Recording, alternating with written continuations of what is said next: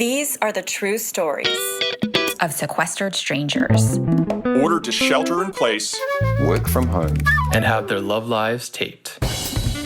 Find out what happens when people stop wearing pants and start getting real. This is the real world, I think. with love under lockdown.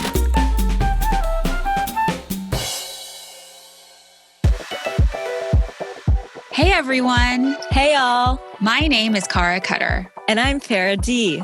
And we're longtime friends currently under shelter-in-place orders in the city of San Francisco. During a recent Zoom happy hour, we found ourselves wondering how our single friends were handling virtual dating. And if any of our wedded friends are ready to kill each other. And then we got curious to know how others were faring in this unique time of COVID. And just like that, Love Under Lockdown was born. We have spoken to people all over the U.S. and abroad, including a woman who describes herself as the hall pass mistress in a marriage on the rocks, a newly single born-again Christian who's treated to a third date at Costco, an entrepreneur who found himself missing sex parties, so he took them online, a recently incarcerated reality TV star nursing a broken heart, and so many more. We are excited to share our favorite stories with you, as well as a few tips and party tricks we've picked up along the way, like how to be virtually flirty and keep the phone sex dirty. All in all, we've been blown away by the spirit of creativity that has prevailed as people have figured out new ways to connect. So here we go. We had the pleasure of speaking with David and Joel on June 12th. Such a pleasure. That period of the pandemic, those were some dark days. Not that we're currently in much lighter days, given that California is currently on fire. And I'm looking out the window at a orange-black sky, and it's the middle of the day. But June 12th was about 2 weeks after the murder of George Floyd. So we were in the midst of protests. San Francisco was under curfew. First curfew. Yeah. On June 6th, 500,000 people joined protests in cities all across all 50 states in the U.S. We were in some end of days shit. And speaking with them was a bright light in that dark time. Yeah, they're such a delightful couple, and they've been together for 14 years, but they have that young couple energy. They do. If you would have told me they were newlyweds, I would have believed you. They were finishing each other's sentences. First of all, they were like sitting there in matching tank tops. And I think Joel had his arm around David the entire conversation. So in love. These two are national treasures. Both of their levels of self-awareness was extremely impressive. That level of seeming like they know who they are to their core was especially shocking once we found out Joel's life story. I mean, I wouldn't have guessed in a million years what the background story was. Never. I think the lesson at the core of their relationship is in the dangers of making a judgment about who you will let into your life and why. You know, they had both made blanket statements, which were rooted in judgments about who each of them were going to end up with. Yeah. And the universe had such a different plan for them, and they ended up with each other. And had they followed their own blanket statements about, I'm going to end up with a person like X, they wouldn't be together. Yeah. I cannot wait to share their story. All right, should we get to it? Yeah. Woo! Cheers, everyone. Cheers. Wait a minute, that's a coffee mug. That's not alcohol. No, there's alcohol in it. Okay. We outlawed any glasses with stems for the entirety of the quarantine because we're clumsy. Accident prone.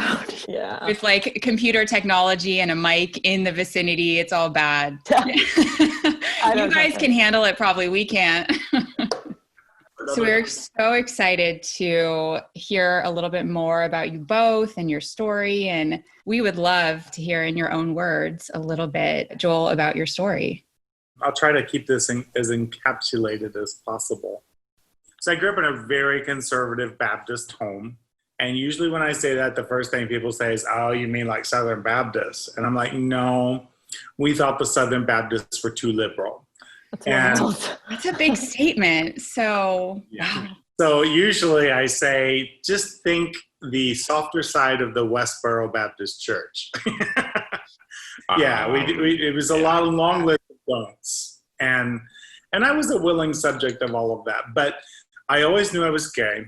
I didn't use that terminology because it just wasn't a part of our terminology.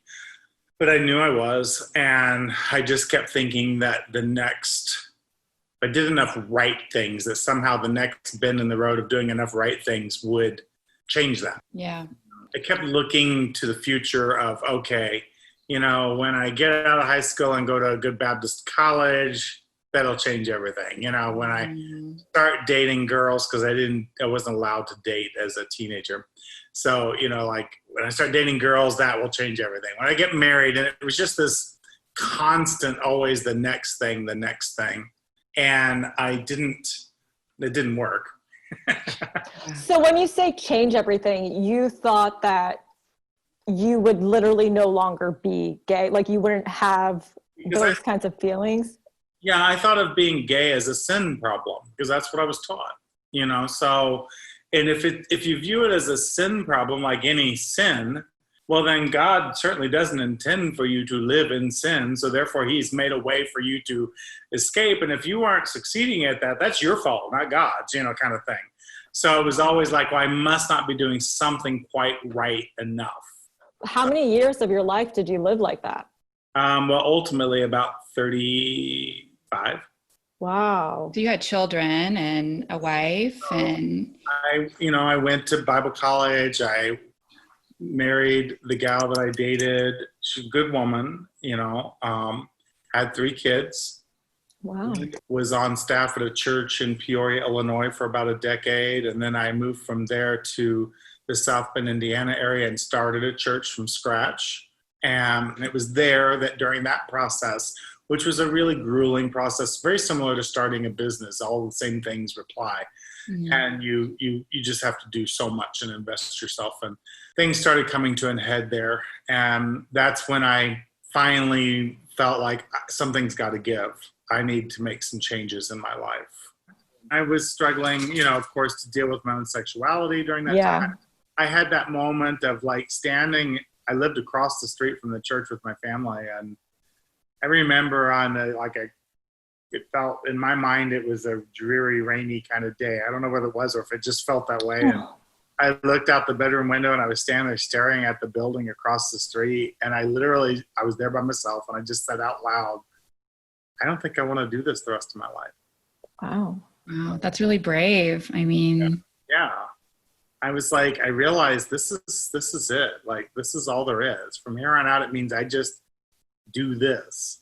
And I suddenly started thinking about, I fast forwarded in my brain to what if when I'm 70 and I look back on this, how am I going to feel right now? Like, what am I going to feel at 70 if this is what I continue to do? And I suddenly just had these visions of everything that I'd ever wanted to do for me being cast aside. And realizing that I'd spent my whole life making sure that other people's lives were good, but had neglected my own in the process. And it was like in that moment I knew I don't want to do this the rest of my life.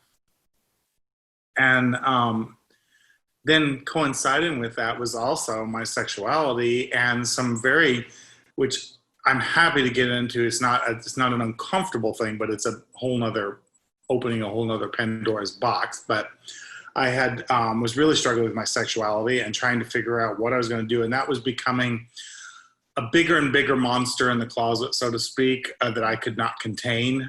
And so I decided, of course, at that point in time that it was still wrong to be gay. It was a sin. So I needed to fix it once and for all. So I called what at that time was the largest ex-gay ministry in the world, or what is more commonly known as conversion therapy now. And I called Exodus International, and got connected to a counselor and spent 3 years in ex-gay therapy or conversion therapy trying to become straight. I mean, you talk about it like going to rehab, like you called the best rehab center that was going to cure you. Wow. And you spent 3 years. So you gave that a college try. Boy. And as you can see, it didn't work very well. It did not work. They tried. You tried. It wasn't meant to be, clearly. You couldn't pray the gay away. That's some bullshit. But when you understand, like, I mean, for me, I didn't come up. I mean, it's almost like we're night and day. Like, not just because of skin color, right? But like, I did not grow up within any kind of a structure. Was your family supportive of what you knew about yourself? I was always encouraged to be who I am. If you saw David's pictures as a child, you know he was gay. Yeah, I always had a little spark in my eye. And his mom had the normal parental concerns about her only son. But there was I never had this dogma of you have to be straight and where's your girlfriend. I never had pressure of when are you going to bring me kids? None of that like cis, mindset, you have to be straight. None of that, right? And as it relates to religion, religion was also not pushed down my throat for a variety of reasons, which I'll get into, a little bit. But all of this stuff, like when I met him, I was just kind of like, okay, I know you a good man. But you have some catching up to do, right? Got some catching up to do, and I'm okay with that because we all meet each other at different points in our life and on we call life. So I'm okay with that. I don't need a replica of me, but you know how it is when you first meet someone, you're like, okay, how are our differences going to match up? Yeah. And when did you meet? How did you meet? So I started the church in South Bend, Indiana, came out, went through RC therapy, ended up ending that, realizing I'm done. And that was the result of a final conversation with my 2 ex-gay counselors, but where I was like, hey, I don't feel like I'm making any progress. Like I've been giving this a try for 3 years. I was in group therapy and individual therapy. I was reading all the books. I went to the conferences, all that kind of thing.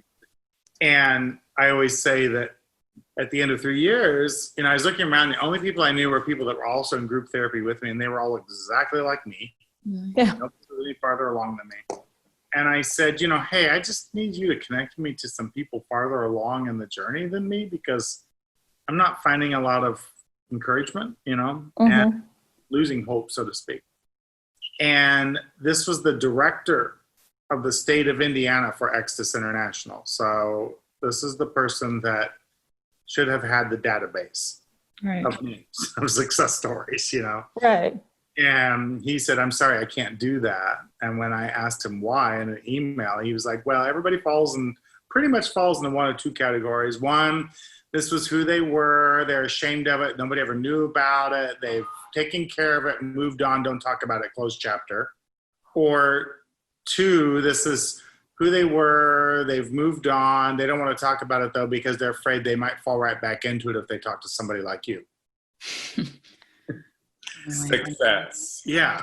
Right. So like the first group essentially is actually people who want to deny the past and live a lie and don't want to live their truth. So you have those. And then the other group of people might be people who are like, I'm kind of wanting to live my truth and seeing you. That's so wild. And so at that point, you had probably an aha moment where you're like, okay.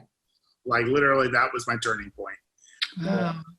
I remember I had printed out the email. I had gone to pick up my kids from their mother's house because she and I had separated and everything. And this is before smartphones. So, I printed off the email and I thought, I'm going to sit down and read this. And I got there and I sat and I read that email. And I literally, this is the truth, I wadded it up and I threw it down on the ground and I said, then I'm done. I have a life to live and I can't live like this anymore. And I feel like that's the day I truly came out. Myself, I came out to my God, at the time. What does that mean? So when you came out to your God, Well, at the time, I was still really struggling with who God was in my life because I'd been brought up with a very well-defined version of what that meant. And so I knew I was technically, in a sense, I was shaking my fist in the face of God in that moment, according to how I was raised. So I knew that was scary. You don't do that, right? Like that's like waiting for the lightning to strike, so to speak. And so I had a conversation with God that day, and I just said, listen, God, I know everything I've been told about you, and I know that you know everything. I've been told that you love me better than I love myself, that you know everything about myself, so on and so on. And I just kind of reminded God of all the things I've been taught about him. And then I said, so therefore you also know that I've spent 35 years trying to do this your way. And you also know that it has not worked. And that's not been for lack of trying, And so I just kind of had this frank conversation. I was like, so I'm just letting you know that from here on out, I'm living as a gay man. And I don't even know what that means. But I'm living as a gay man. And if you have an issue with it, you let me know. I'll be listening. Mm-hmm. I'll be watching. You do whatever you need to do. But I can't keep doing what I've been doing. So I'm moving on. Yeah. And I always say that God spoke the loudest when he said nothing at all. Yeah, because that was your soul. Like it coming out to God was really you coming out to your true essence, your spirit, your soul, your personal connection with God, not what all the bullshit everyone else was telling you what God was. That was the awakening. It was one of the most honest, vulnerable moments of my life. Beautiful. Then that started a whole rebuilding process of trying to rebuild life. And it was not too long after the term ground zero came into play because of 9/11. And, before 9/11, ground zero was not really a common household term. Yeah.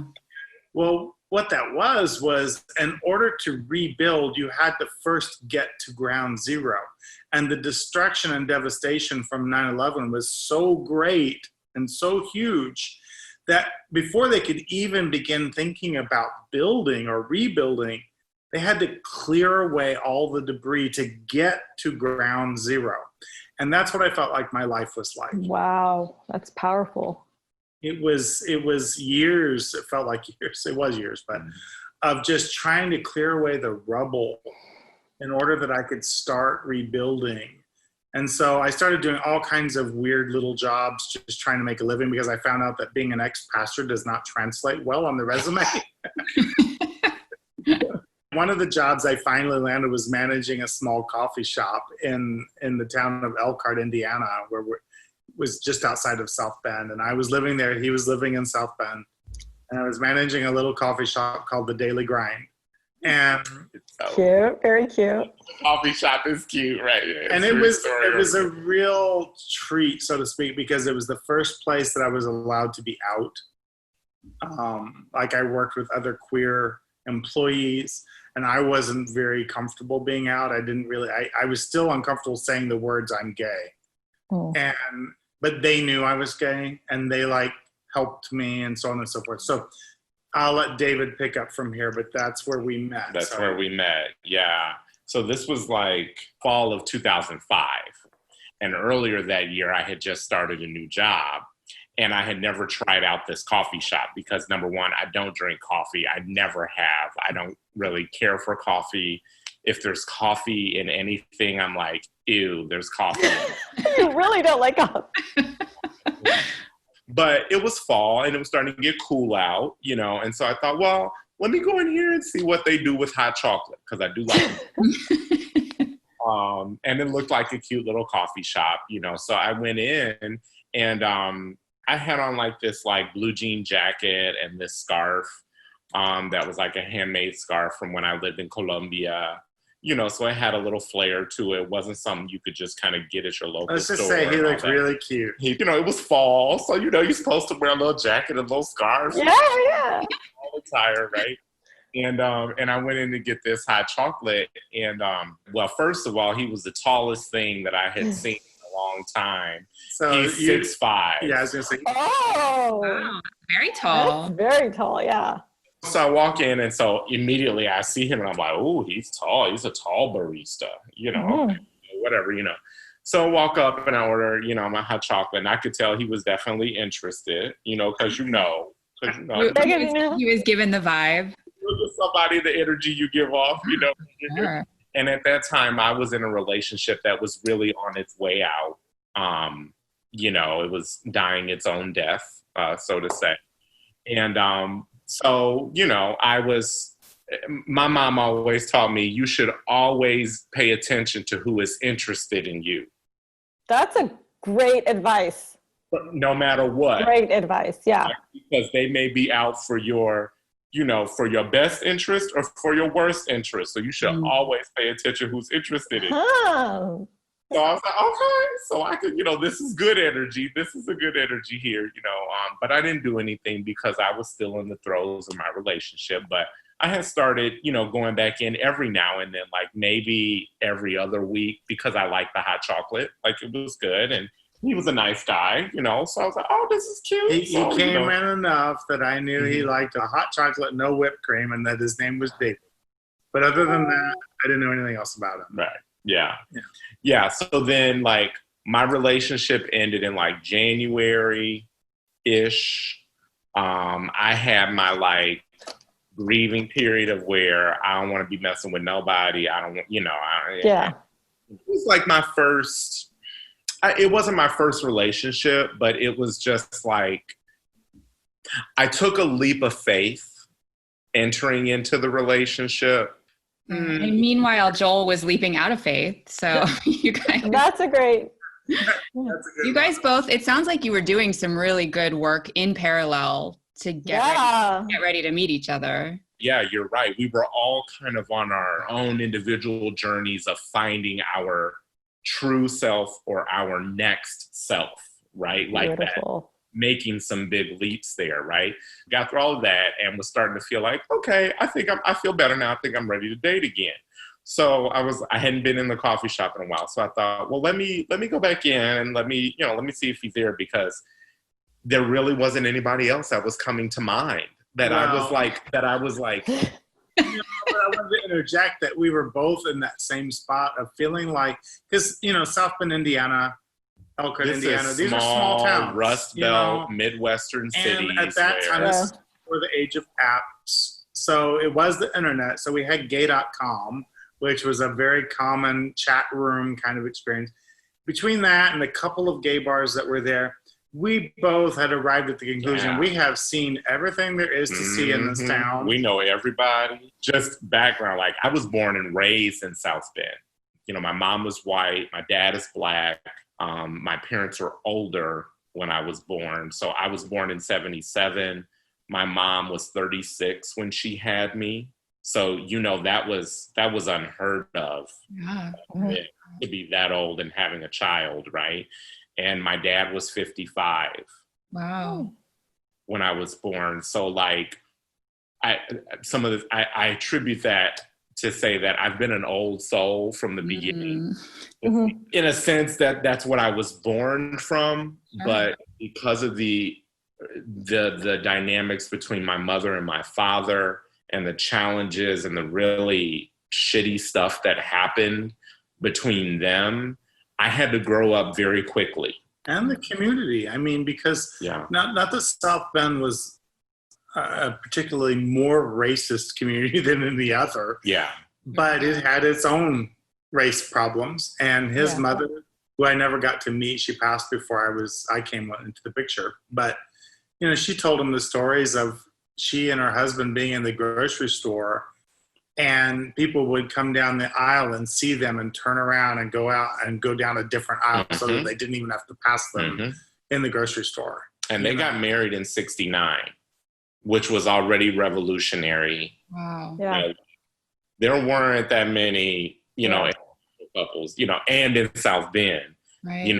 At that time. So I just kind of look at it this way, like you either take full stock of who you are and where you've come from, and you, in a sense, embrace it and you use it to move forward, or you sit around and you play victim about it. You know, and it's you really think that there's stuff in between? There is. But by saying it in that kind of like black and white context, if you will, that kind of dichotomous context, what I mean by that is you have a choice. Yeah, Got it. Yeah. You have to choose. Who are you going to be?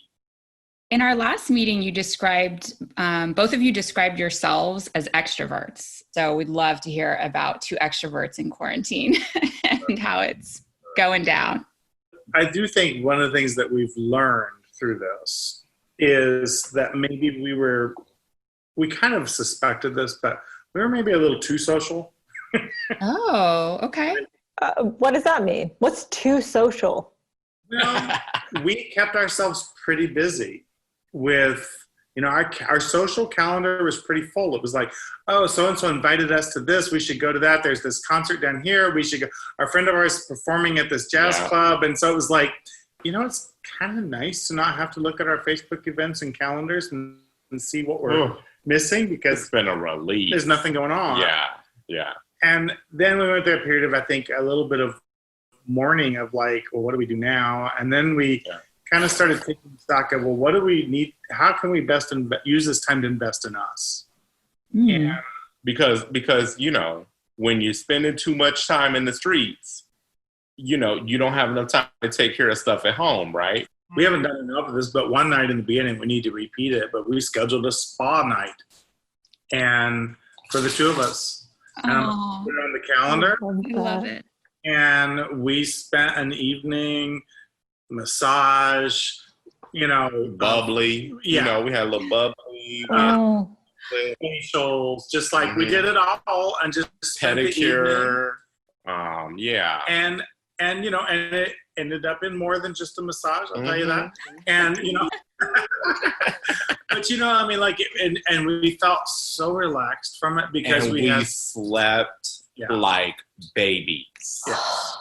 I'm very curious where you both landed with God. Joel, did you find a relationship with God that you feel is, you know, great question, everything that you'd hoped? And then David, have you cultivated a relationship with God, or, you know, adopted some of Joel's beliefs, or, you know, your own along the way, in being with somebody that has a complicated relationship with God?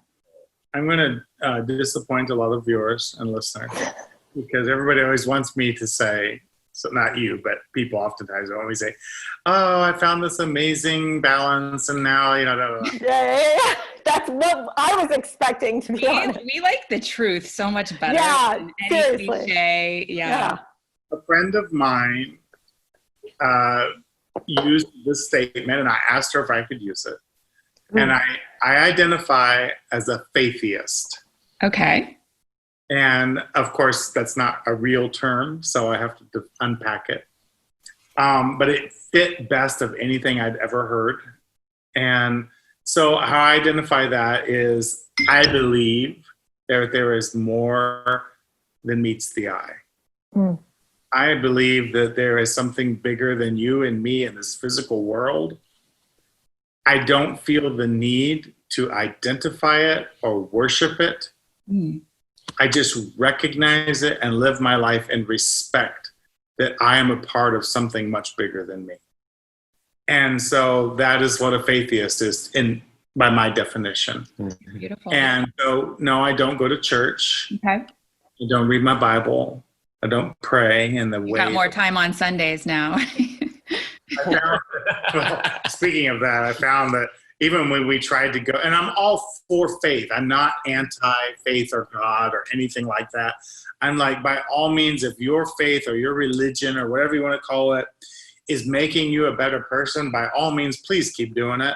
Yeah. Like, I'm not going to tell you to stop doing that because it doesn't suit me. But we went for a while. We tried, because it was a struggle for me. It was a long journey. Yeah.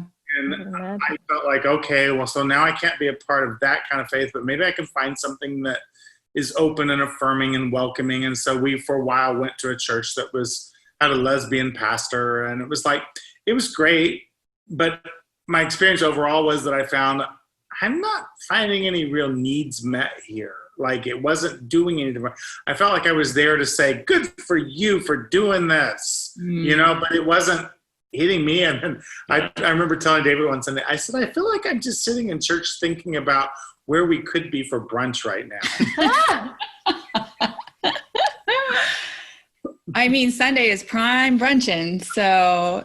Right. So I'll let David tell his story. And I'm kind of, I'm really have always been of the same really kind of core of how Joel described faith, right? I have never, I was baptized in the Lutheran church because my mom was Lutheran, but we didn't go to church every Sunday. I mean, like, my mom was just trying to make sure we have food on the table. And, I was a single parent, only child, there were more important things than religion. Suffice to say. And, especially looking at a lot of the things that my mom went through just to like eke out an existence. Yeah. My father had mental illness. And so was a paranoid schizophrenic and was in and out of the VA hospital because of that. So the history and the things that my mom had to deal with from the racial standpoint, from the mental illness standpoint, there were bigger fish to fry than to worry about where the hell you was going to go to church every Sunday. For sure. That just wasn't the core. But in that, I've been in a lot of religious spaces and environments. On my undergrad, I went to a Quaker college. Oh, really? So I got to be exposed to a lot of the tenets of the Quaker faith, which is all about consensus and the light and being listening, and being in silence and really with your thoughts and not condemning. It was not about condemnation and judging others, and it's about learning around you, right? So that influenced a lot of my perspective, but also I spent time in lots of Black churches too, so I got the other side of that, and the family and the goodness that comes from that, and the kind of warm touch, huggy feel, great meals, and the goodness that comes from that, but also one ear always open to criticism of homosexuality and condemnation, so to say, right? So by being in a variety of environments, I've been able to pick and choose what I like about various religions and various beliefs. And I truly believe that that's what we're supposed to do, because if there was only supposed to be one religion, then that's what it would be. I agree. Yeah. So I have really tried to apply that to all aspects of my life. So that keeps me from choosing a religion that also makes current circumstances very problematic, because we have so many people who are not used to considering different viewpoints, experiences, perspectives, information. Yeah. They're used to getting the same things that they've learned being reinforced, so that when it's challenged, it's taken as an attack. Right. I feel like people have forgotten even how to listen and how to truly take a moment to identify with someone else's experience. It's, beyond unfortunate that this is what it's taken, death and destruction, to have some of these conversations. I've been thinking a lot and reading and listening, and I think there's been a handful of analogies that have sort of risen to the surface to try to just have one of those conversations where you're encouraging people to walk in other people's shoes, or to go through that as an actual exercise rather than just paying it lip service.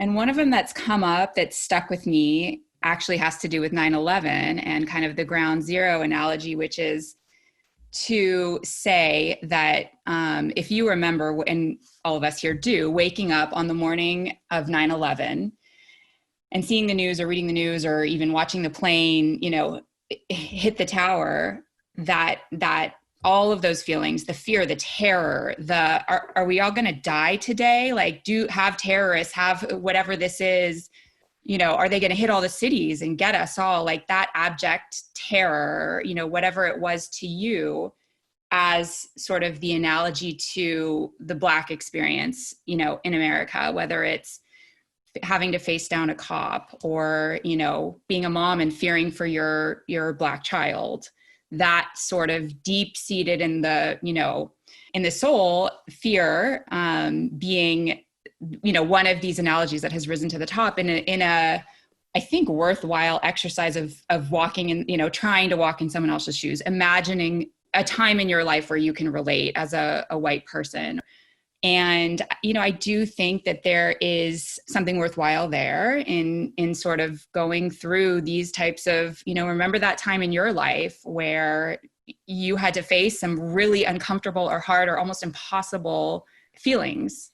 I have no answers. I don't, I just think there is something very important to these conversations. Yeah. And I do like the analogy you brought up, because that was a time that a lot of people could think of just being really uncomfortable and really feeling unsafe. But I may bring this full circle back onto our relationship, because when I said earlier that we both had kind of arrived at the conclusion that we weren't going to meet anybody in the South Bend, Indiana area. Simultaneously with that, I was a single dad raising 3 kids on my own, 3 young preteen kids. And that was not easy.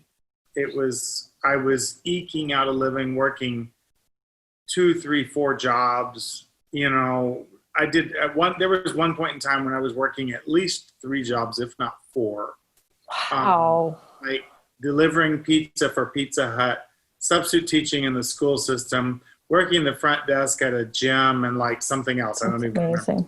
Like just trying to piece it all together and make a living, keep my kids fed, keep them in school, so on and so forth. And so I kind of arrived at the point during that time of thinking, what, I'd been around enough stereotypical shallow gay men, especially white gay men, who all their biggest concerns in life was how they were going to decorate their house and what the next party was and the costume for it and what trip they're going to take or what swimsuit they're going to buy. I would love for that to be my concerns right now. And I thought, I remember I went on a date. I thought, I'm going to go on this date. So I met this guy at his house.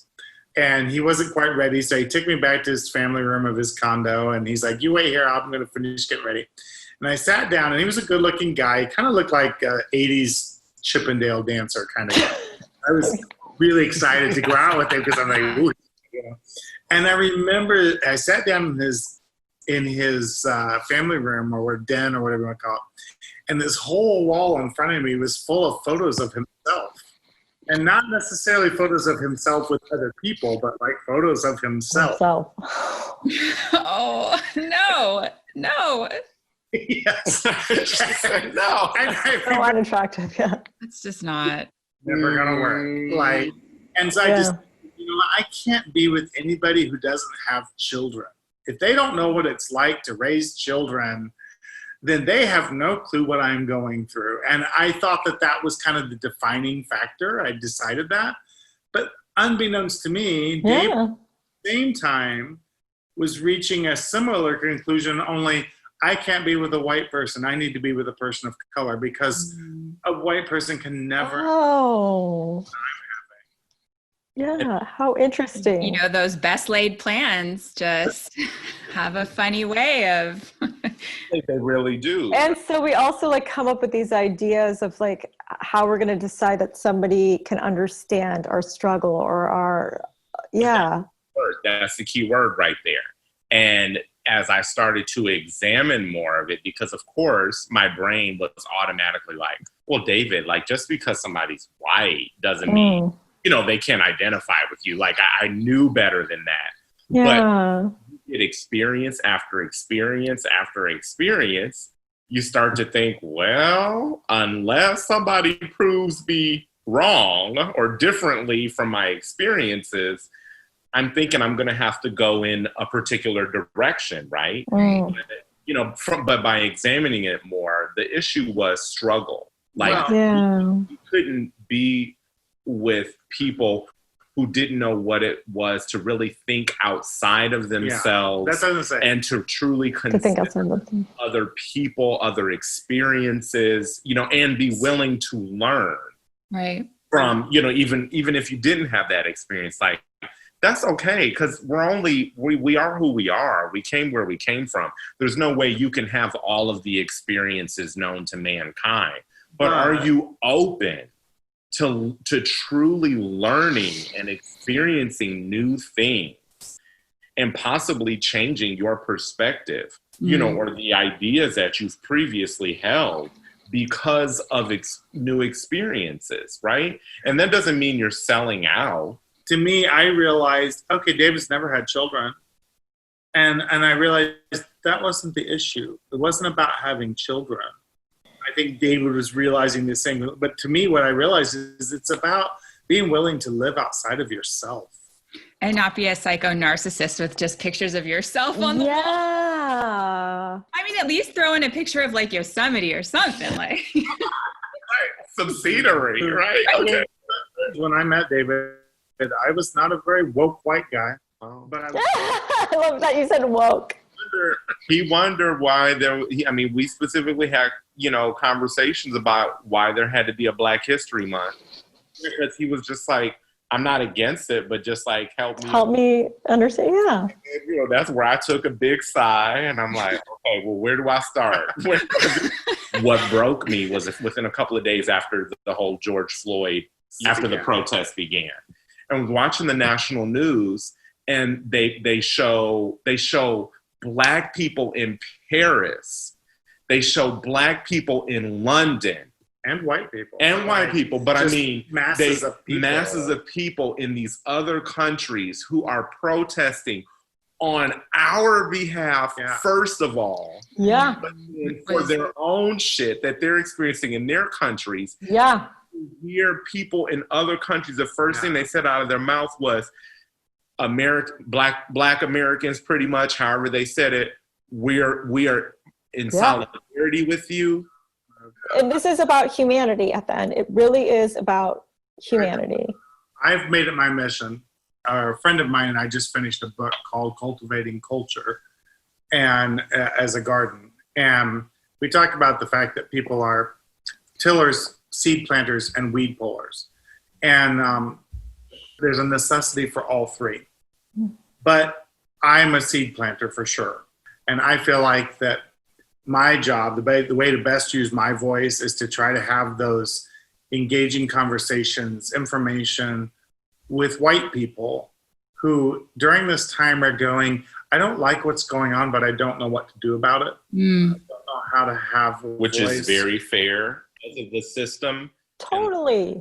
you live in, right? So I started a series called White People Dialogue Starters.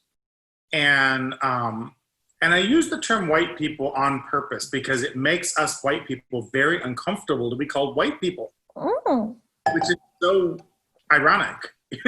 Right. You don't mind referring to Black people or anything else. You call white people, suddenly we feel like, ooh, why are you calling me a white person? Because we have been taught to see race as an other. Yes. It's not us saying, honey, no, it's a other. Right. But when we have that construct, well, But I've been trying to share educational things, and these are not like memes and GIFs or like sensationalized stories. These are like, here, watch this TED Talk kind of thing. And I've made a rule on it that if you haven't watched or read what I've posted in its entirety, you're not allowed to comment. But once you have, then let's have dialogue. Yeah. Don't just read the headline because, So where do we access these conversation starters? They're on my personal Facebook page, Joel Barrett. There's a lot of downsides to this quarantine, a lot of downsides. It's really frustrating. But I think we have to look and say, well, how can I make the most of this? And how can I use this as a time that is kind of uninterrupted time to invest in me and the things and us. Yeah. We aren't used to that. We aren't used to living without distractions. Yeah. Yeah. And this forced us into that. And I think for some people in relationships, it has revealed just how broken they or their relationships are. And one of my things I tell people all the time, I do a lot of like life coaching and things. And I tell people, if it's broken, either fix it or throw it away. But there's no prize for living with broken things. Right. And so a lot of people just choose to live with brokenness in themselves, brokenness in relationships, jobs. It doesn't matter. And it's like, you don't have to live with it broken. And the reason this quarantine has been difficult sometimes is because it has magnified the brokenness, because we don't have anything to distract us from it. Yeah. Yep. That would be my advice to people is like, okay, maybe you've realized there's a lot of brokenness in your life. Well, this is a good time to fix it. Mm-hmm. Throw it away, either one, that's fine. Or throw it away. Yeah. Yeah. Well, thank you both. I think one of the things that we had hoped to surface through this podcast are these, pandemic silver linings, right? Like, what are we learning? What are we being forced to really confront? And what are we taking stock of? And what do we hope to carry into a more normal existence? The insights that we've gleaned along the way. And I think there's so much there once the noise has been reduced in your own life and you've had to look at, what's broken. Even something a little like more surface, a little lighter, where you two learning that we don't need to go out 5 nights a week. Actually watching the sunset together or having a spa night is equally as fulfilling, if not more so, than a really busy social calendar. So yeah, thank you both for sharing your story with us. And if you have any other pandemic silver linings, I'd love to hear them. Can I share one other Bible thing from my Pastor Joel days? Yeah. But, there's a story in the Old Testament. I don't remember it all because I've been so separated from that whole part of my brain. But story in the Old Testament of a prophet who went to the mountain to try to find God and hear God's voice.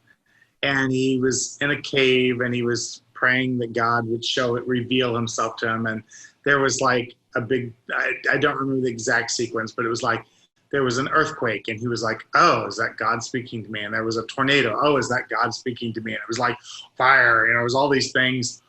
And then when it was all over, there was nothing but silence. And it was in that moment that he heard the voice of God. And God was basically saying, I'm not in all of these big, noisy, loud, colorful things that you're looking for me in. Still moments. And I feel like that's what something is also doing is it's forcing us into that spot of, we don't realize how busy and noisy life has been. Yeah. And we've grown so accustomed to the noise and thinking that the noise and the color and the movement and all of these things is where we find our joy. And I think and sometimes it's a distraction. Distraction from just that stillness of going, oh, wow, now I don't have anything to think about except what's real. The latest concert and the latest club or whatever is fun, but it's oftentimes a distraction. Yeah. So true. I love that. Beautiful. Oh, yeah. It's my book. It's a little Cultivating Culture. So is this just out now? Yeah, we just released As a garden. Today. Oh, today? Yes. Oh my gosh. Oh my God, congratulations. Wow, that's so exciting. And you know what? And so you can see the post that he was talking about earlier. Like just friend us on Facebook. Yeah, we'll link to it. Yeah, for sure. When we release this episode. Absolutely. Small book about big ideas because it's a very small book, but it's the subtitle or the line down there is Reaping the Harvest of Diversity and Inclusion. So it's a really good conversation starter for people, organizations, boards, and it's all parallel to a garden concept, the concept of growing a garden. So I'm excited about it. And so relevant to the pandemic and all the gardening. And it was that, or you could have done like sourdough starter, like baking. It was like gardening. I have some yeast in my cabinet that I'll sell you for a good price. It's a hot item. I can go to downtown San Francisco and like peel one off a like fence post these days. The sourdough starters are like their own little pandemic, I think. Well, we will look forward to checking that out, and congratulations. And thank you both. Thank you so much. Yeah. And sharing your story, and such a great conversation. Yeah. Just like providing some like, love in the face of everything else that we're discussing and dealing with and thinking about right now. So thank you. Thank you. Thank you, ladies. Yeah. Get another spa night on the calendar. Have a great night. Okay. Take care. Bye-bye. Bye. Bye, you guys. Thank you all for listening. I hope you enjoyed David and Joel's story as much as we enjoyed speaking with them. And we have such a great podcast coming up next week. We do. Oh my gosh. Next week in our dreams. I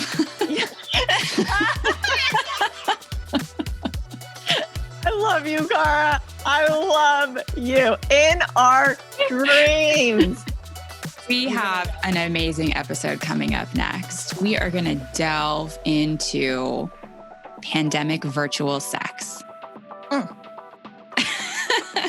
So stay tuned.